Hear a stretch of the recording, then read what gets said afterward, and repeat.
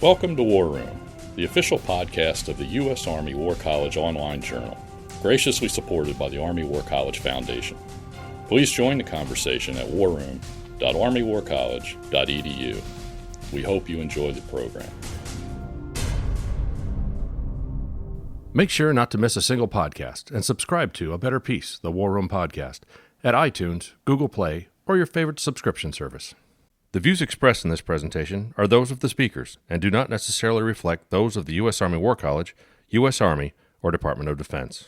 Welcome to A Better Peace, the War Room podcast. I'm Ron Granieri, professor of history in the Department of National Security and Strategy at the U.S. Army War College and podcast editor of the War Room. It's a pleasure to have you with us. Launch Operation Plum Blossom.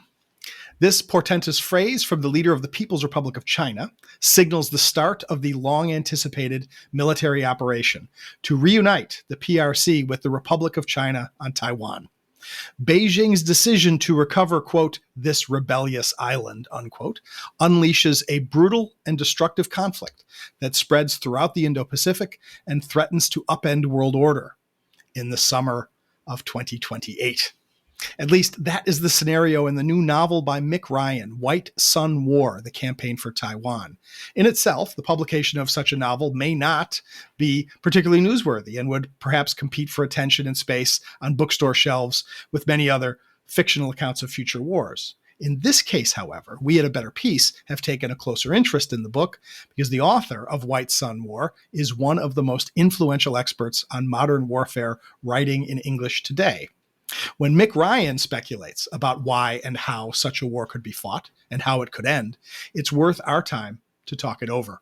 His narrative offers perspectives on both the centers of political power and the tip of the military spear, discussing the technology and strategy that would shape the war and perhaps the future of the world. Thus, we are delighted to have Mick Ryan with us today on A Better Peace. Thanks, Ron. It's great to be with you. Thank you, Mick. You are a retired Major General in the Australian Army, a graduate of the Johns Hopkins University School of Advanced International Studies and the U.S. Marine Corps University Command and Staff College and School of Advanced Warfighting. In his 35-year military career, General Ryan has commanded at platoon, squadron, regiment, task force, and brigade level, and also commanded the Australian Defence College in Canberra, Australia, from 2018 to 2021. A leading commentator on the theory and practice of modern war, he is often in demand in print and audiovisual media and is the author of War Transformed, from U.S. Naval Institute books, as well as a variety of other articles. And we are delighted to have you with us today. Welcome to A Better Peace, General Ryan. Thanks, Ron. It's great to be with you. That was a pretty good wrap to start off with. I better deliver now. That's right. No pressure, sir. I'm sure we can figure this out. So I got to ask, right? You've written about the future of war. What made you decide to write a novel? Well, I'd written about it from an evidence-based, factual point of view. I mean, some of it's speculative, of course, but I also wanted to apply some of the things that I'd written about. The 7 trends of future war identified in War Transformed have all played out in Ukraine, and I wanted to look at it in a different scenario. And for me, the best way to do that was narrative.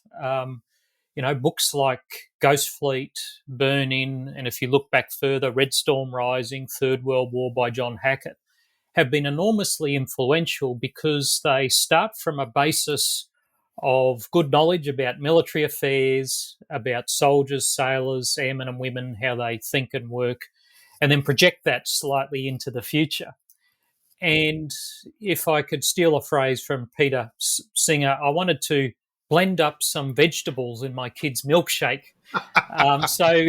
Fiction is a way to learn, but Right. It's more accessible and hopefully more enjoyable than reading non-fiction books, which a lot of people don't really enjoy doing.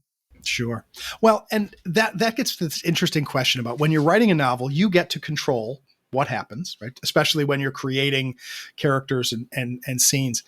How do you balance efforts at verisimilitude with your storytelling preferences, right? Do you, and I was trying to think about how to phrase this question, right? Did you game out certain things, like roll the dice and see how things would turn out in sort of a game before you decided how the story would play out? Or do you let your sort of imagination take over? One of the great things about writing a novel is you get to make stuff up. You don't get to do that on a war college course or in a non-fiction book. But certainly, I put a lot of thought into the types of characters I wanted to Hmm. see. I mean, I wanted to have the book reflect the contemporary military, not the one we might have known 20 or 30 years ago. And that includes a military where you have young female officers leading combat Hmm. troops. Right. There's previous generations that may not have been able to imagine that. I've commanded that. So that was important to me, but also to reflect the newer kinds of organisations that have a really important role in contemporary and future war, whether it's Space Force, whether it's almost experimental kind of organisations like the Marine Littoral Regiment, or even just how institutions like the US Army are trying different ratios of human machine teams in ground and air operations. So, it was about getting the right characters, but it was characters that were in the right settings, in the right kind of organizations to project the military as it is and as it might be, not what we thought it was 10 years ago. Right.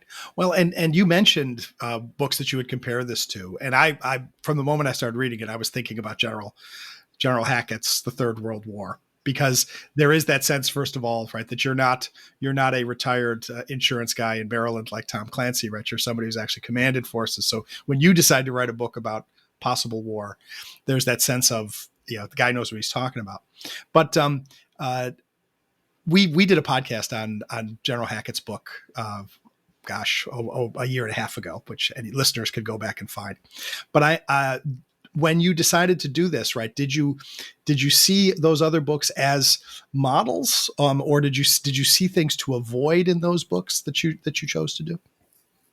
Well, John Hackett as an individual is a model. I mean, he was a Totally. very accomplished soldier and leader. Mm-hmm. Who wrote both fiction and non-fiction. I mean, he wrote Third World War, but he also wrote other books, including The Profession of Arms, which is an essential reference for military people who want to understand where they come from and where they might be at the moment with their profession. So he was a particular model for me because I just felt that he was a soldier, leader, scholar who was able to understand the reality of military affairs and then apply it in a fictional way to make it a more accessible environment to people beyond the military profession. But, I've also looked all the way back to the birth of military fiction, the Battle of Dorking by, another engineer officer, funnily enough, in the 1870s.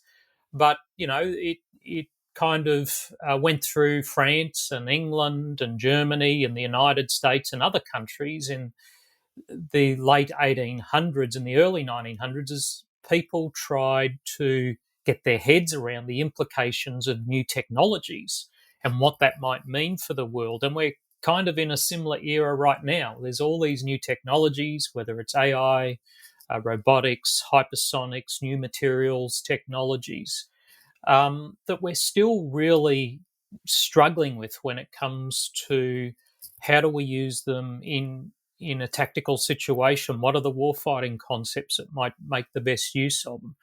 What are the organisations, both new and evolved, that might be required that allow us to best exploit these new technologies whilst allowing humans some level of continued agency in warfare?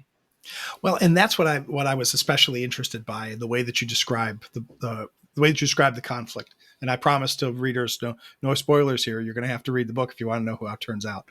But you talk a lot about technology, and I went back and looked at my very beat up copy of Hackett, and when he was writing that book, right, there is a tendency when you place the war a few years in the future. You'll have people say, boy, isn't it a good thing that 5 years ago we did X or Y or Z? But 5 years is in the past for the people in the book, but is in the future for the people reading it. And so when you decided which technologies to talk about, how did you balance a sense of these are technologies that we know about and we know that are just being developed, and at what point do you decide to push it a little further in a way to advocate for greater change rather than simply describing changes that are at work? Yeah, it's a tough balance to get right, but the great thing about being a retired general is that you can push things well beyond the rice bowls of those who have specific projects or programs going, and to say, well, maybe that project or maybe that approach is a dead end rather than the start of something new. So that's why I've looked at particularly the concept of human machine teaming over many years, because I just think we're still at the tip of the iceberg here. There's a lot of wonderful work and experimentation going on, but the reality is there's a single core challenge when it comes to this, and that is that for the entirety of our history as humans on this planet, we've been tool users pretty much. Mm-hmm. And that includes military institutions. We have been tool users who've been the masters of machines. We're entering an environment where we're no longer the masters of the machines, we're partners to them. And preparing people for an environment where they're equal partners with machines rather than the controllers of them is just not something that's part of our training and education systems. So it's going to require wholesale evolution in all our training, our education, as well as our leadership models. I mean, a leader of an institution that has 100 humans and 1,000 robots is probably a little different to what we've been used to. Not entirely different, and it doesn't mean we have to throw out everything, but it is going to require some thinking and evolution to our current ways of doing business. That was very striking in the way you describe everything from the way that a potential amphibious landing would take place to the way that units would engage each other on the battlefield. The use of not just aerial drones, but the use of unpiloted ground vehicles, and the way that they could either be set to simply roll on up towards somebody and explode, the way that they could actually engage in war fighting. How do you feel, since you're a retired general, I can ask you this, right? How do you feel that generals today and senior officers, how did they react to the prospect of having to think about being partners with these kinds of new technologies? Well, I'm not sure a lot of people have actually thought deeply about it. Mm-hmm. I think that's part of the problem is, generals and admirals these days don't have a lot of time for thinking. They're extraordinarily busy men and women, with very busy meeting schedules or battlefield or unit circulation schedules. And I did a study a couple of years ago on this very topic about how do we create more time for thinking for our most senior leaders instead of always acting. That there's a time for reflection and thinking. So, I think it's important we create that time, and I also think that technological literacy has to be a really important part of middle and senior leader development.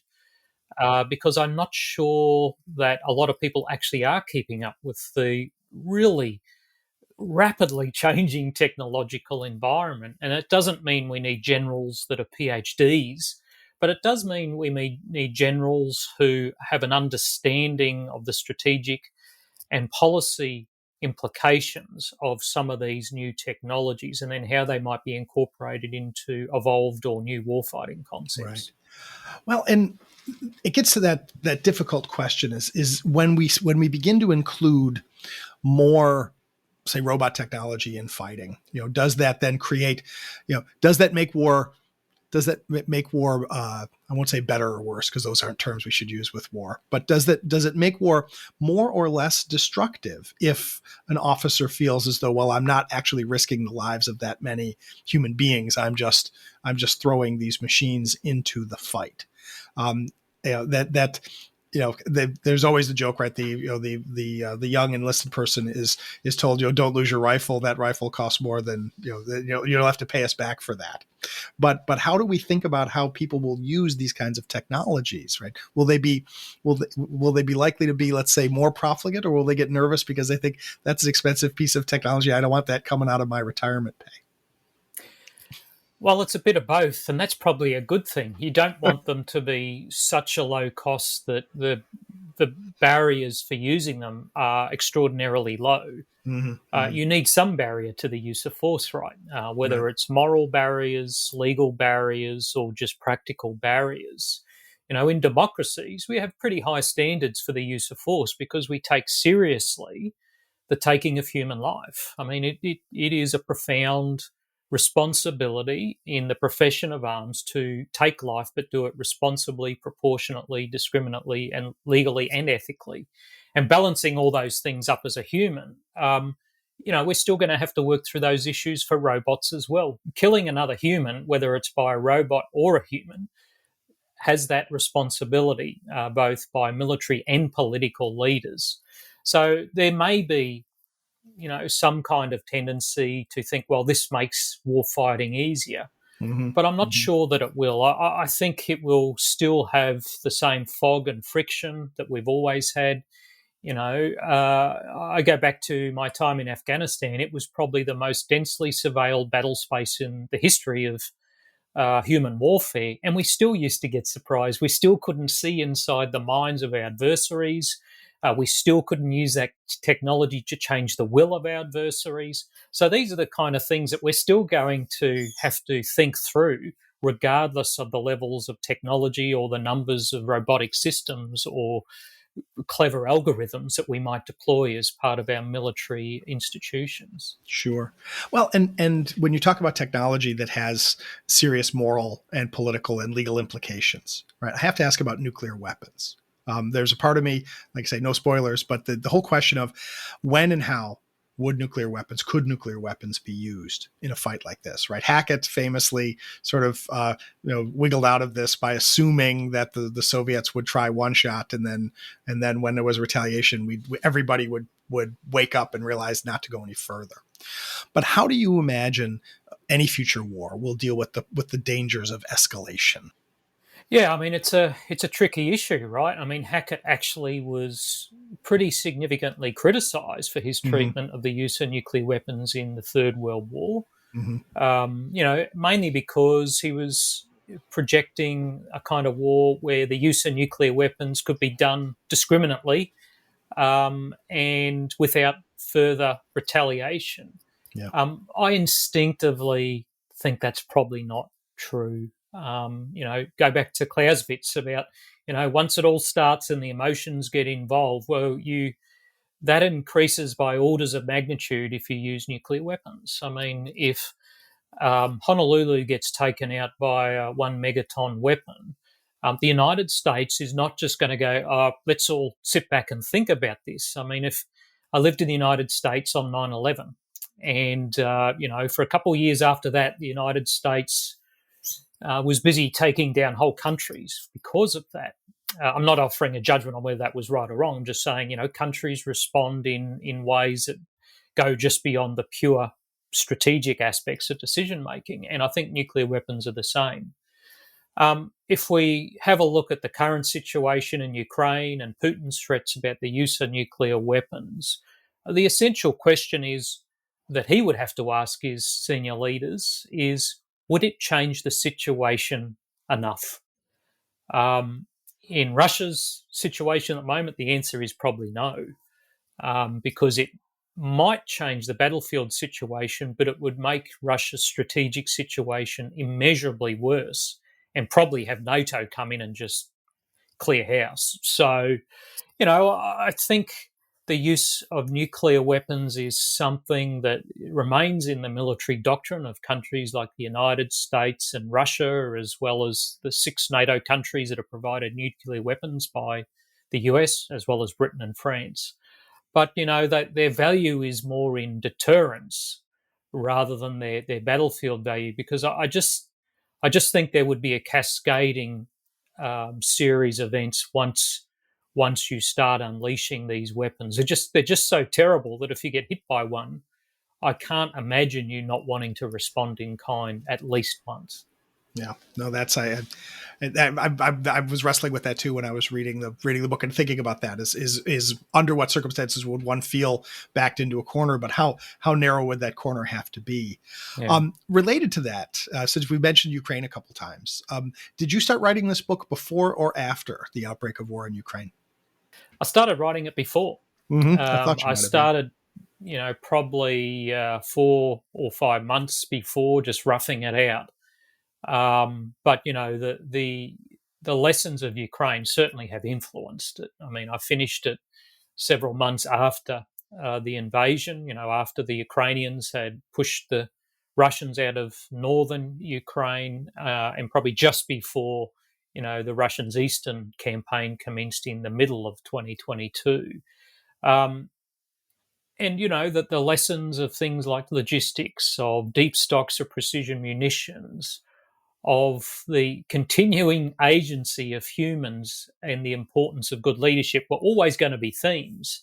But the war in Ukraine has kind of made them more accessible because, before the war, things like having large stocks of precision munitions, the importance of leadership were the kind of things we kind of went, oh, yeah, yeah, yeah, and then just moved on to other topics. We're now actually seriously revisiting those kind of issues. And, that's probably one of the few positive outcomes of this war is it's forcing us to take seriously some of the old lessons of war that we've forgotten.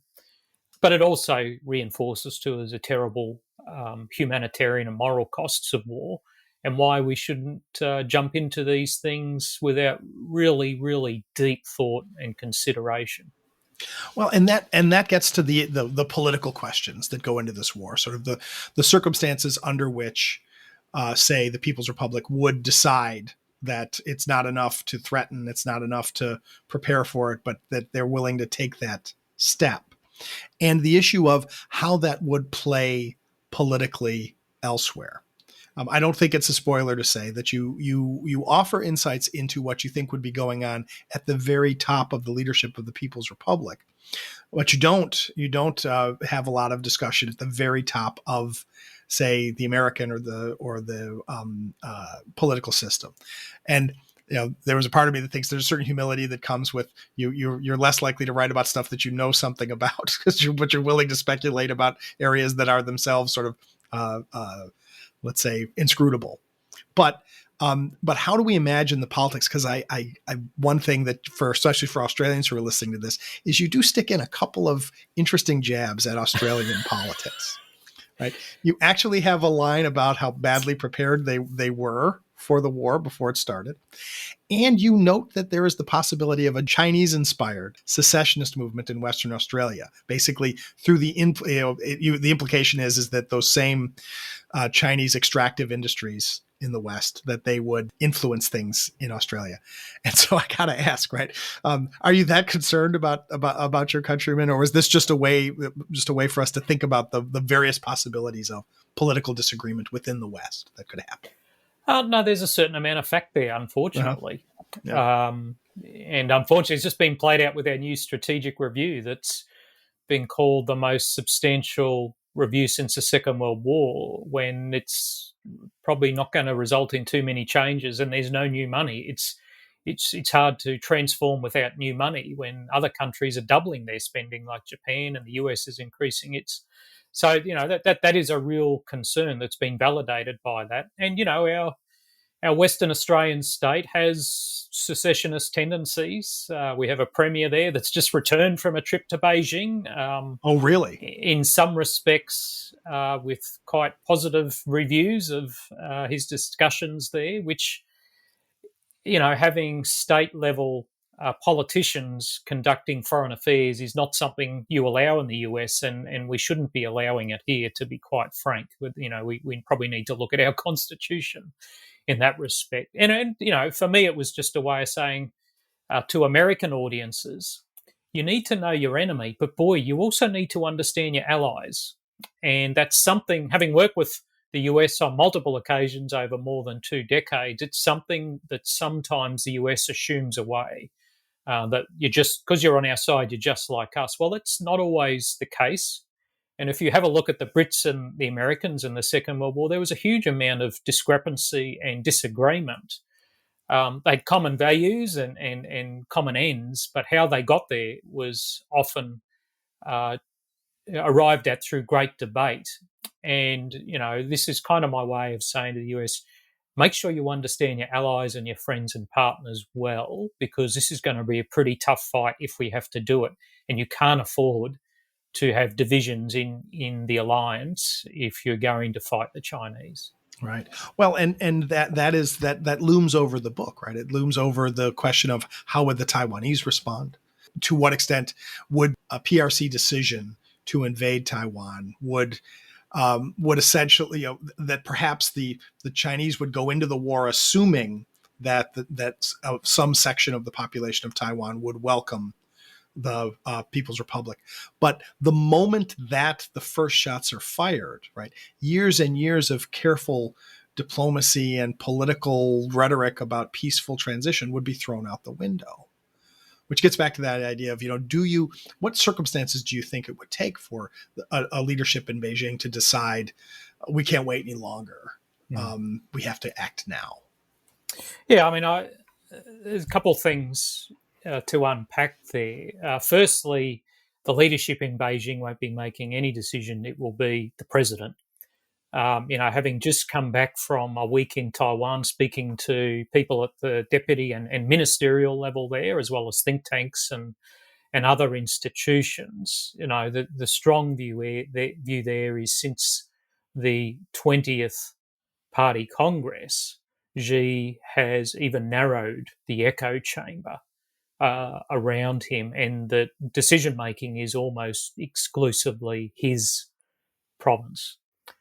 And there is deep concern that in seeking a fourth term, he will do something about Taiwan to justify that. The second issue you raised is about people and their will to fight. Certainly, there are polls, and Taiwanese officials, said to us, a certain percentage of this country still sees themselves as Chinese in the PRC version of China, not in China as the Taiwanese see it, as a democratic nation. But at the same time, we had that in Ukraine, right?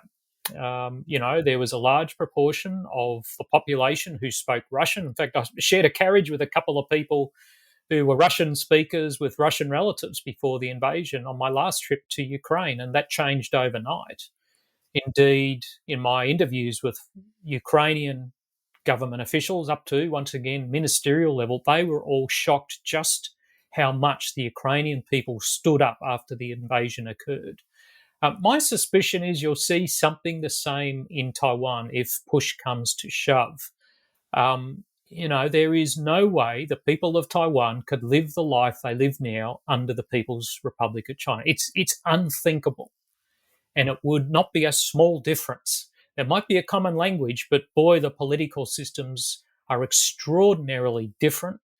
One's free and one's not. And I think we would see the Taiwanese people stand up, as I've portrayed in this book. Right. Well, and because I think about that too, right? That perhaps 15 years ago, one could start to talk about some sort of peaceful coming together. But after Hong Kong, the way that the Xi government has cracked down on Hong Kong, it's hard to believe those promises of one people, two systems, or whatever. And so that is an interesting question. But then we get to the where we just have a few minutes left. But the question of the alliance politics of such a war. That I think one of the real paradoxes is for the Chinese to decide, for Beijing, let's say, to decide to, or Xi personally, to decide to go to war, would have to be built around an idea that they could not get what they wanted without going to war. And so the issue is, would more better cooperation, better planning, better sort of overt willingness to stand up to a military action, would that be more likely to deter such an action, or would it speed up Xi's timetable that he has to act before whatever important changes take place? Yeah, that's the great question, isn't it? And I guess I make it easier in this novel where I set it in a US election year where US government is distracted, as well as some natural catastrophes, and the Chinese take that as a sign that the US lacks the political or physical will to intervene. And we need to be very careful about these things, even when politics is at its most bitterly divided. There's still a requirement for the United States to project will and have military and economic and diplomatic deterrence postures so that Xi and his most senior advisors wake up every morning and think, not today. And every day we can push that up is a good thing, right? Because a war over Taiwan would not just be catastrophic for the people of Taiwan, it would be catastrophic for everyone in the Asia Pacific. I mean, Taiwan as a high-tech manufacturing hub has global significance. Its economic relationship with China also has a global significance. That would disappear. And a huge amount of world trade goes to the east and west of Taiwan on its way to and from ports in Japan, China, and other places.